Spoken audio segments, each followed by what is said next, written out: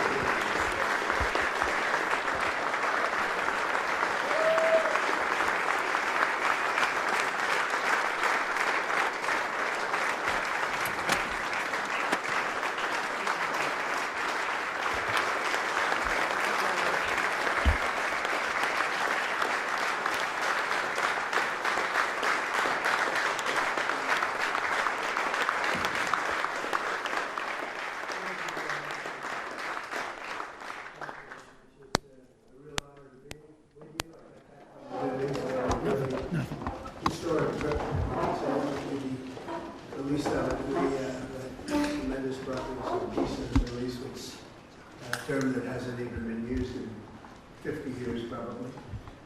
And it's 3,000 years we're playing with, so people thought that was something, and it really was incredible. We had tremendous friendships, and we've developed some friendships even over the last few days, and it's going very well. And we got the hostages back, which was a big deal. And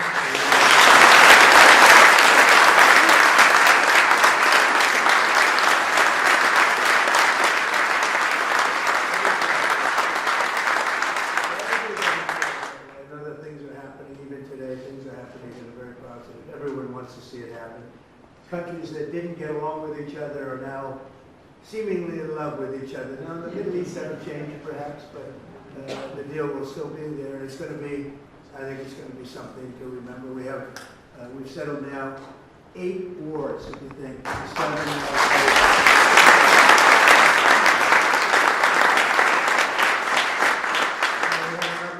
One of the easier ones I thought was going to be Russia. I thought the Russia-Ukraine would be easy, would have never happened, it should have never happened. But a lot of people are being killed in that war. It's the bloodiest war since the Second World War.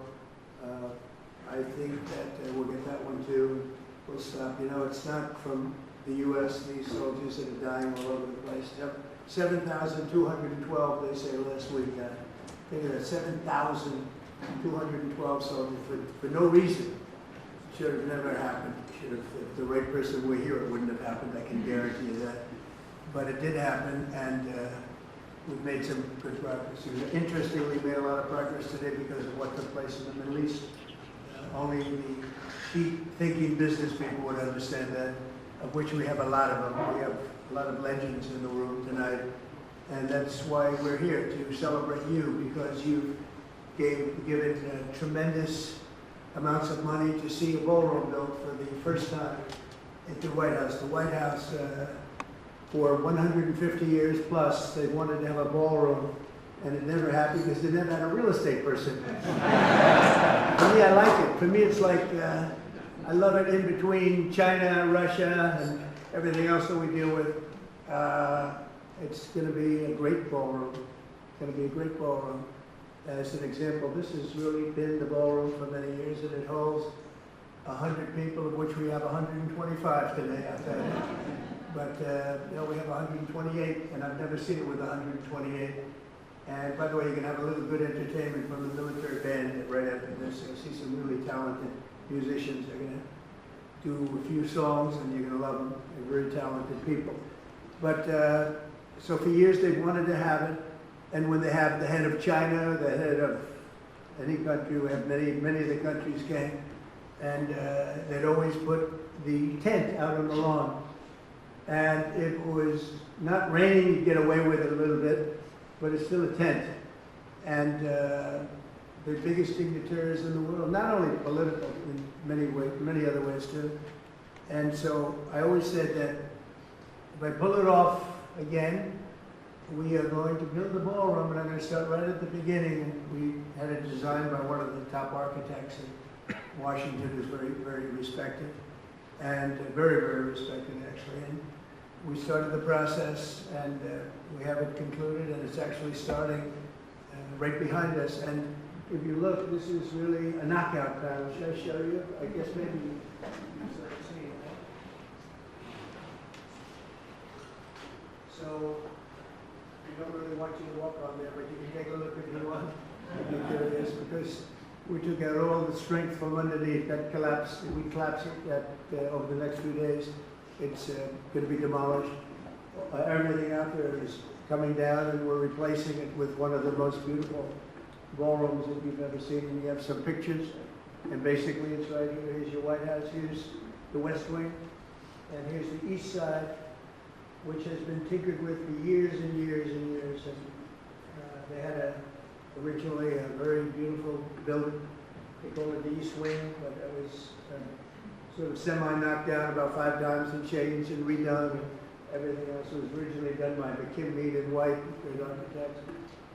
And so that came down, and mostly it's taken down already. And we've started excavation. I'm very good at building things on time, on budget, that I can tell you. You're not going to see, like the Fed, where they're up to $4 billion or something to paint some walls. It's the craziest thing I've ever seen. This guy, he's too late. He should have been too late with that one, not done it. It would have been done. It didn't need to be done. He could have painted the ceilings. They ripped down a gorgeous ceiling like this. And then they said, we have a problem. Now we have to put one up. How do you do a ceiling like this? And they're way over budget. They decided they wanted to do a basement, but unfortunately the basement is right next, you're right next to the Potomac. And when we went down, they should have stopped immediately because they should have known. But they have a little thing called the Potomac River where the basement is. But they said, we're going to get it done anyway, so you build what's called a reverse bathtub. And it's not that uncommon, but it is actually a reverse. You seal it. The problem is nature always wins. I know a lot about reverse bathtubs. I've done it. And it's something you only do in emergency. There was no reason to do it there. They could have actually, if you think about it, they could have added 3 floors on top, and it would have cost about $2 billion less. So they ended up in this disaster of building a basement in the Potomac River and keeping the water out. It's very hard to do as you're pouring your concrete, which has to be dry. And it's been a disaster. And this is the same guy that keeps the interest rates too high. We should be much lower in interest. We're doing so well, but we would have been, as good as that is, even better. I don't think it's affected us much. You can't. We have an all-time high stock market. Everybody in this room is extremely happy with Trump.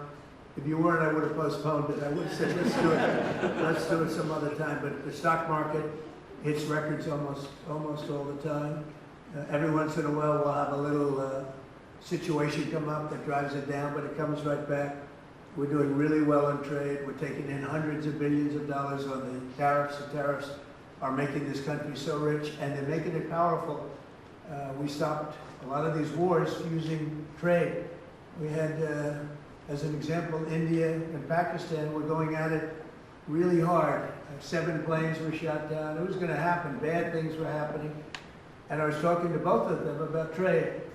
And I said, how are we doing with this? They said, sir, we're doing very well. I'm like, great. Well, we're not going to do well. We're not going to do a trade deal unless they stop the war. And I got him on the phone, and I said, listen, we're going to put a 200% tariff on your country for any product you sell into the United States unless you stop this war, because I'm not going to be a party to it. You have 2 nuclear nations, by the way. No, you can't do that. I say, I can do that. Very easily I can. We're not going to have to lose millions of people from the planet. And frankly, that dust can blow over here too. It affects everything. It's a powerful, powerful weapon. Too powerful. So powerful you don't want to talk about it. So they said, no. I said, yes. Here's the story. If you're going to go and do it, we're cutting off all negotiations. There'll be no trade with the United States of America. Both nations, I spoke to them both. I like both. The leaders, I like them both a lot. But I said, that's the way it is. And I get a call the next day. We have decided to de-escalate. I said, I thought you would, actually. We have decided that we will not fight. I said, have you come to a conclusion? Yes, we're not going to do any more. They stopped. Just like that. This could have been a nuclear war, probably would have been. In fact, the Prime Minister of Pakistan came and saw me, and he was emotional about it. And in front of a group of people, he said, this man saved 3 million, 5 million, maybe an untold number of lives. And it was just recently that this happened, so, and we did numerous of them like that. And part of the reason we did it was trade. I think of the 8, I would say 5 were because of trade. You know, the power of trade, but the power of tariffs. And tariffs have made us a very kind nation because a lot of people aren't dying. I use it for purposes of stopping wars. I love stopping wars. And sort of interesting, I'll be the only president. I don't think any president stopped one war. I stopped 8 wars in 8 months. Did I get a Nobel Prize? No. Can you believe it? Even I said, yeah, that's an impossible one. But it's all right. I suspect, I think next year will be better, but I don't think. You know what I care about? I saved maybe hundreds of millions of lives, but certainly I saved.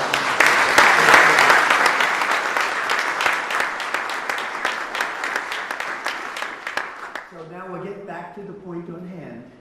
And that's where you're really here because you've contributed to this incredible building that people have wanted for so many years. And we show another building, it's an arc, it's the arc. So that circle, that's Arlington Memorial Bridge, as you know, it's sort of the most important one, a very important structure. And at the end of it, you have a circle that was built 150 years ago, nobody knows really when. And in fact, they put a couple of columns on each side. So you have 2 columns on one side, 2 columns on the other. But you have in the middle just a circle. And everyone that passed this had said, something was supposed to be built there, that's true. But a thing called the Civil War interfered. That's a good reason. I would say, Ike, that would be a good reason, right? The great Ike Perlmutter. The Civil War, if you said you're having a war, I think they have a good reason not to build. Again, you know, they were building the Washington Monument, then they stopped, and you could see where they stopped because the stone is a little different color when you get up to the middle. But anyway, they stopped here. And then they were, in 1902, they were going to put a statue of Robert E. Lee up. Would have been okay with me. A lot of people wouldn't have liked it. Would have been okay with me. Would have been okay with a lot of the people in this room, but they didn't do that.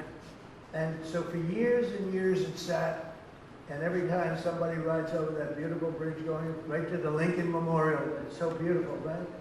It's, they literally say, something's supposed to be here.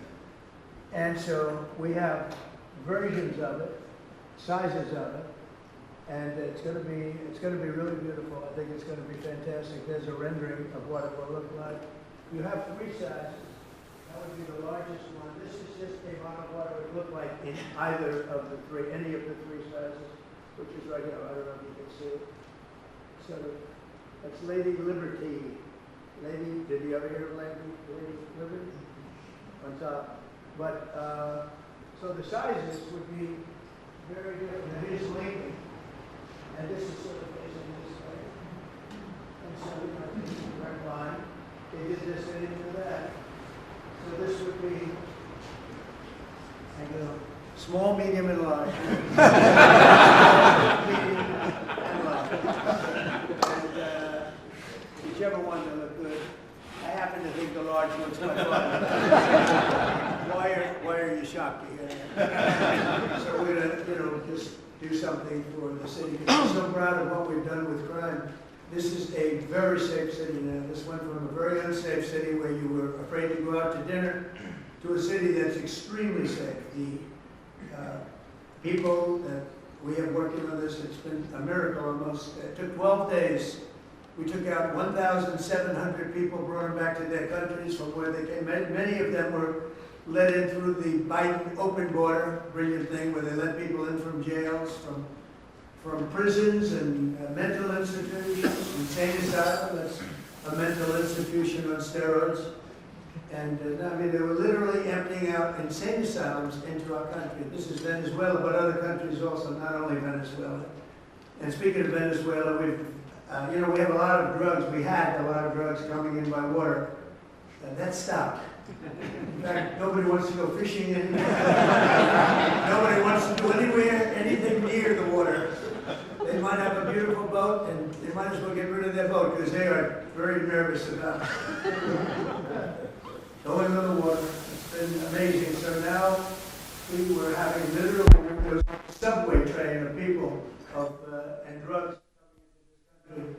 A lot of them coming from Venezuela, a lot of them come from Mexico and Colombia too, in all fairness, but we wanted to knock out one track, and I can tell you, we cannot find anybody anymore. We're looking down there, there's not a boat on the entire ocean that we can see outside of the ocean liners, and even they're a little bit concerned about it. But it shows you the power and the strength and the technology of our great military. We have, I rebuilt the military in my first term. We had a great first term with the best economy ever. We had a rebuilding of the military.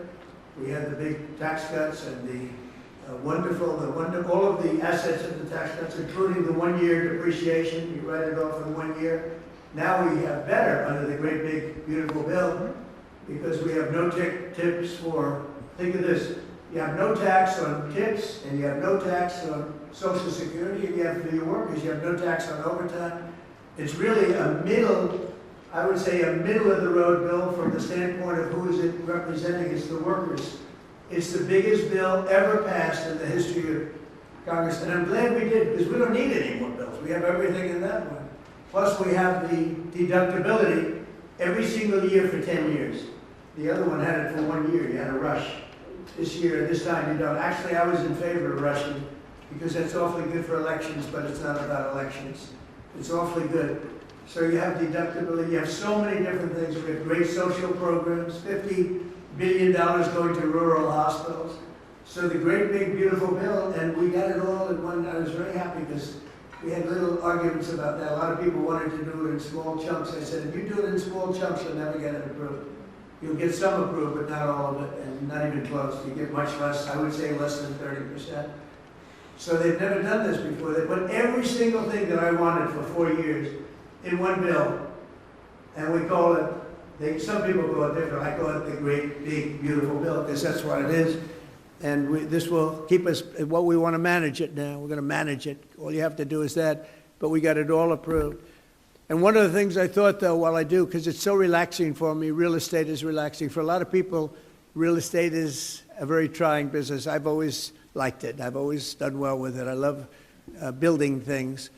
And this way, I can build some beautiful things. And this, again, has never been built, and we're going to start that pretty soon. It's going to be great. And then the ballroom for the White House is the thing that you people have really, really been very generous with. And we're going to build a room that's going to be able to hold literally the inauguration if we want. All of the glass on the sides is bulletproof. It's 999 people it can hold. So if we figure we have 125 people in here approximately now, which I've never seen before. I've always heard it's less than 100. But it's amazing when you have too many people, you can fit them in. You can always fit a few more people in. And pardon the fact that you're a little tight at your table. That's okay. That's better than lots of room for everybody, because nobody shows up, right? But you've been so generous in your contributions, very substantial money, fully financed. It's fully taken care of now. And in fact, we'll have money left over, and we'll use that for something. We'll use that probably maybe for the Ark or something else that will come. But we love to fix up Washington. If you went to the Oval Office, you'd see the Presidential Walk of Fame. And you've heard about it. And with the exception of one particular picture, there's no controversy. It's beautiful. It's a beautiful thing. It's this beautiful long wall that existed for, it's just literally a wall with half windows on top. And that was originally built as a swimming pool. Now it's where the press is, on the other side of the wall.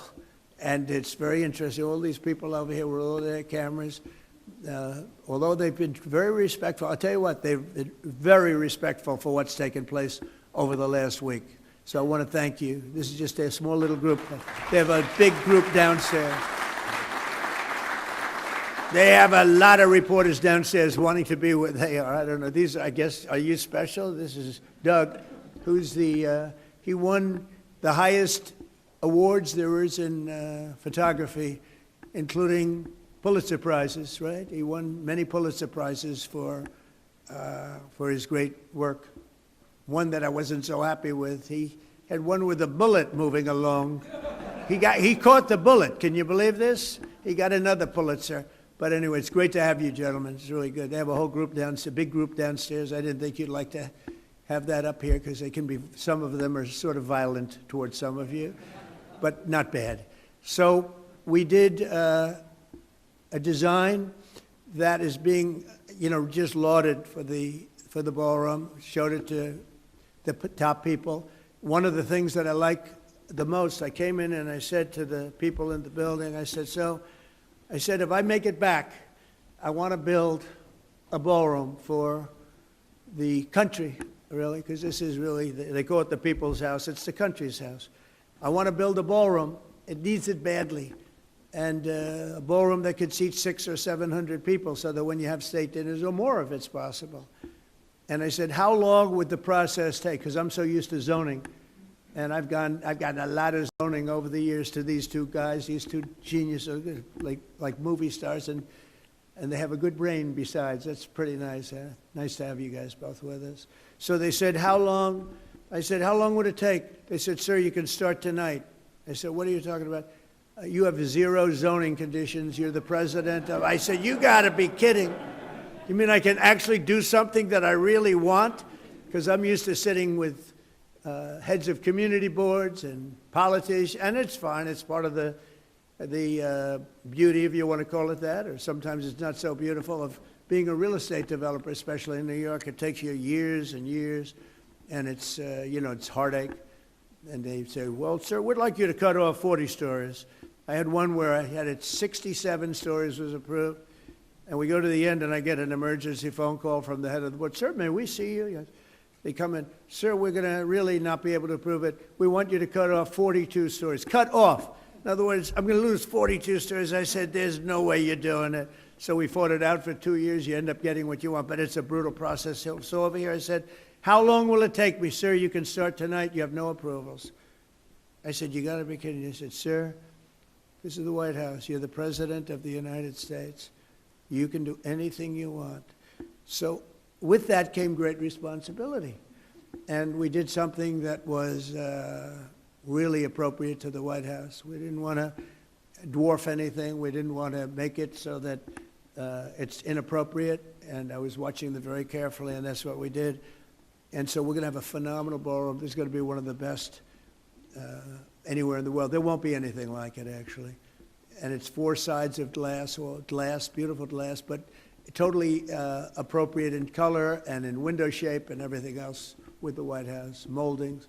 So it's going to be very much in keeping with the White House. A new thing is you build a super modern building next to an old-fashioned building. And I think that's good, but I don't have the courage to do that with the White House. It's good for a lot of places. It's not good. It's not good for here.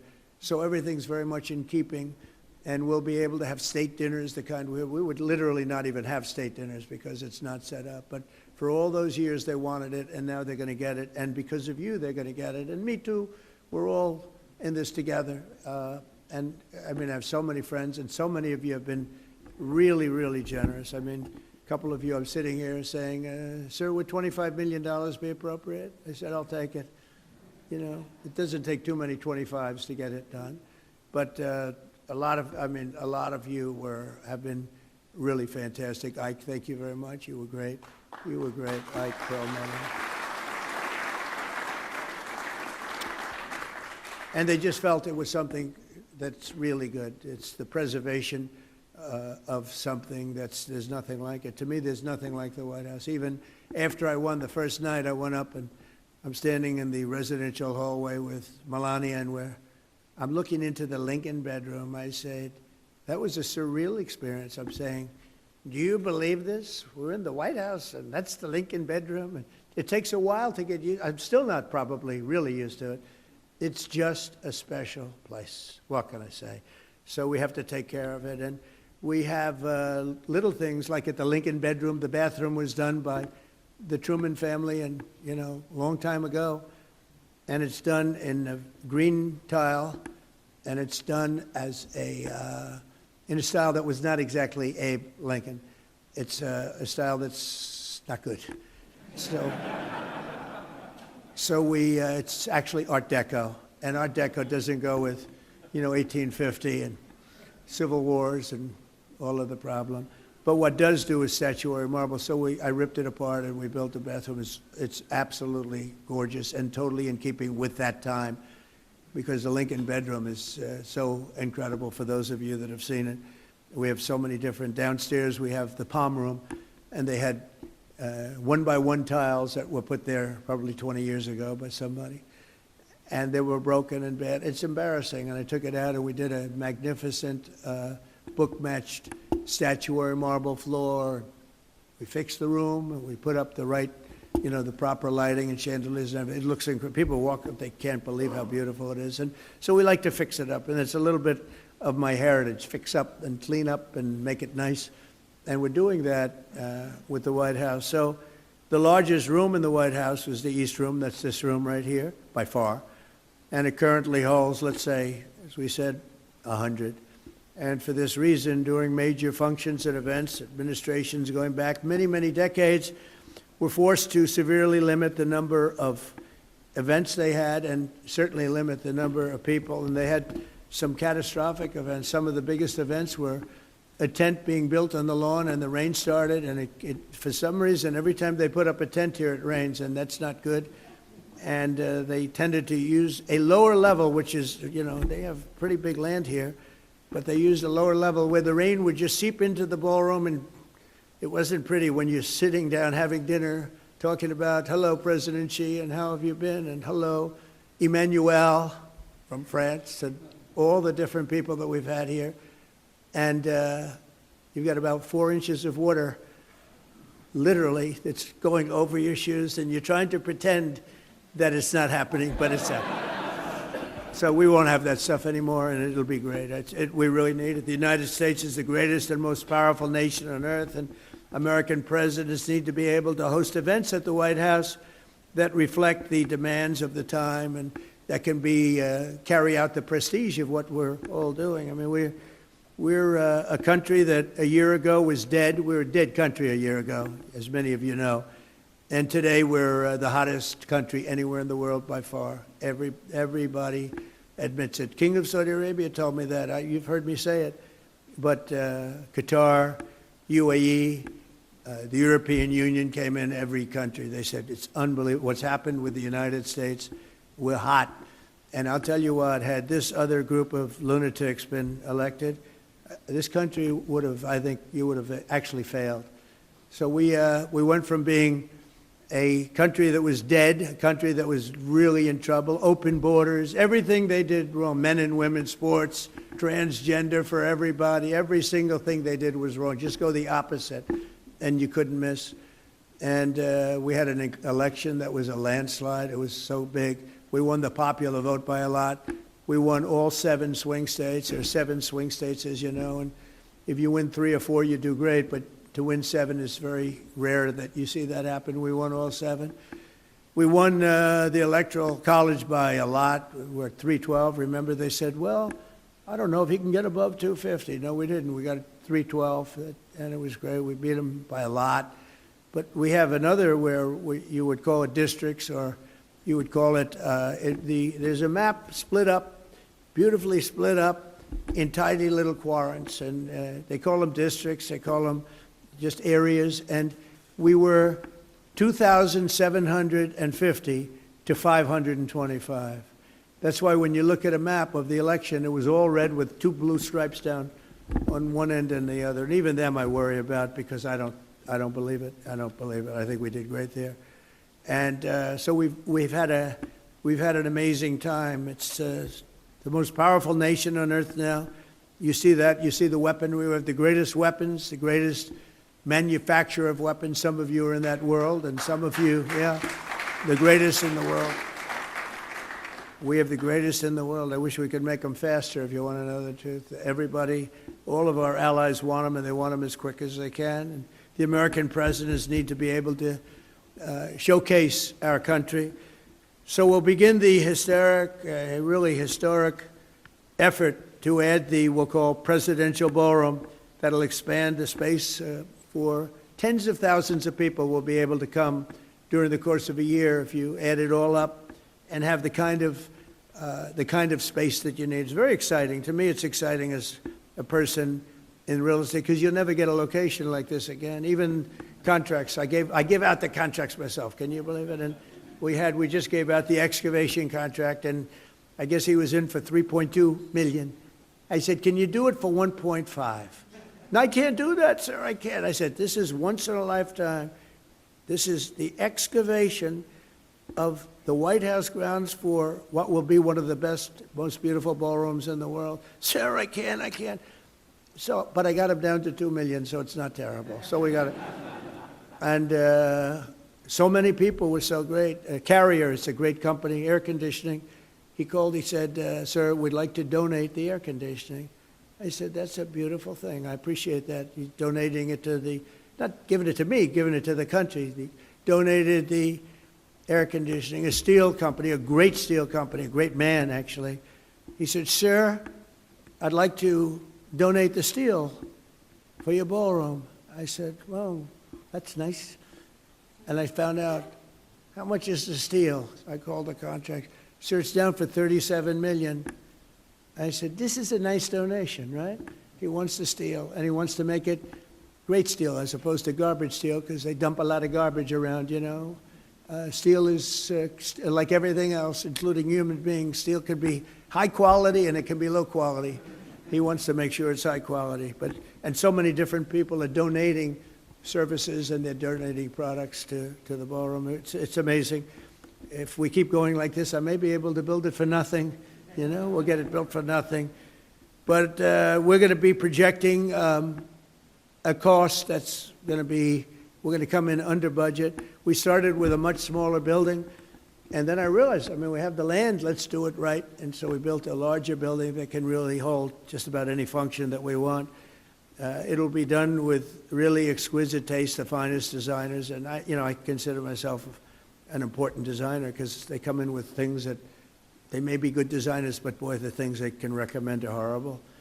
And we wanted classic, the utmost respect for the historic beauty and grandeur of one of the most iconic buildings anywhere in the world. I mean, you go to the White House and you see that picture. When you ride up in the drive, like tonight, probably some of you realize you drive up that drive and you're looking at that building all lit up and gorgeous and perfect, and we take good care of it too. Wasn't taken good care of. The Oval Office is now at a level that it's never seen before. We take really great care of it. They weren't taking good care of it for 4 years, I'll tell you that. This addition will be completed in the classical style that complements everything else around it, including the Treasury Department, which is right next to it. We have been working very closely with the incredible people of the National Park Service. They really are. They love this place. They're very proud of it. The architects, historians, and everyone else, and many others, to ensure that the project will be beloved and loved for years to come, for centuries to come. It's going to be up for a long time, I hope. To the cherished White House staff and everyone else that worked so hard, I want to thank you very much. And it's from James Monroe, who added the South Portico. I don't know if you know that, South Portico. To Andrew Jackson, who added the North Portico. To Theodore Roosevelt, who added the West Wing. Did you know that? Theodore Roosevelt, a long time ago. And Harry Truman, who added the Truman balcony. He wanted the Truman balcony. That's right up here, so you have the balcony off the residential. Chief executives throughout the history have contributed to making the White House special, and nothing of this magnitude has been done, but the really big recent renovation was the West Wing and the Oval Office, and that's pretty major in terms of what it stands for. It's actually not big, but it's really big in another way. It's the biggest, I would say, in another way. And that was around 1900. So that's a long time ago. That's a long time ago. And this is going to be something that's going to make you all very proud. So now we have the presidential ballroom. We're ensuring that the People's House will continue to serve the American people properly, and we can have all the people in the world come, and they'll say, boy, what a place that is. But I want to thank, and just leave it by thanking everybody in this room. You've been unbelievable. Some of you have been just incredible. You really felt it was very important to do this, and it happened so quickly. I mean, I thought I'd have this dinner like in a year from now, a year and a half from now, and we have it already because it's fully taken care of. And I just want to thank you all. You're very special people, really. But somehow the ballroom at the White House, it really hit a nerve with a lot of people. They wanted it. You love the country. You know, this country has spirit again. This country didn't have a lot of spirit 2 years ago, 3 years ago, 4 years ago. It developed spirit on November 5th, where a lot of you were with me. Some of you weren't, but you quickly became with me. It's amazing the way a victory can change the minds of some people. But most of you were with me. And Pepe, you were fantastic. He's got a little sugar business. He has a monopoly. He has a monopoly on the world's sugar. I would say that's a good business. I know nothing about sugar, but I would say a monopoly on sugar is pretty good, Pepe. Thank you both very much. Thank you, darling, for being. Well, thank you both for, yeah, that's right. He ends up with good real estate. It starts off as sugar, then all of a sudden he's in the middle of a city, and he ends up, but he's been great, and a supporter right from the beginning for years. And I see you sitting out there, and I appreciate it, and so many others. So I just want to say thank you all. Simply behind me, so is a knockout panel. This panel, the next time you come here, will be opened up and gone. No problem with any of the surrounding areas.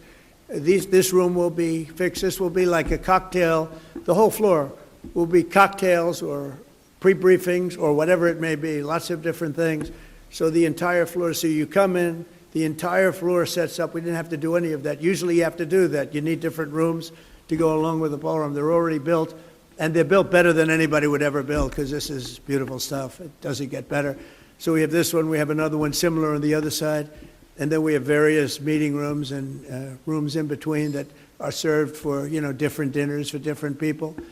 And all of this is utilized just the way it is. It'll be enhanced. It'll be even more beautiful, but it'll be, and really brought into the future a little bit from the standpoint of life and lifespan.